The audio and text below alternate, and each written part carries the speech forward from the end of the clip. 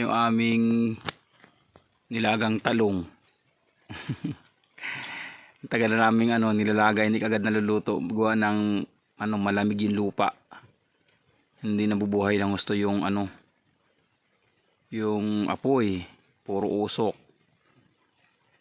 Na siguro mga kulang-kulang na kami 30 minutes nag-aalaga nitong talong na ari.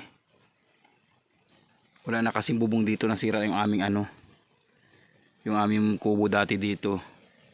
Yan yung mga mga haligi ng aming kubo dati dito. Ayan. Yung mga plato pa nangangalat. Ito yung haligi ng isa. Naari isa. Yan. Nangangalat yung mga kahoy dito. Ayan. Ito pa yung mga kagamitan dati. Wala na, magpapagawa ako ng bagong kubo dito sa Tag-Araw. Ito nakadikit sa nyug na ito dati yun. Yan, may butas siya sa nyug na yan dati.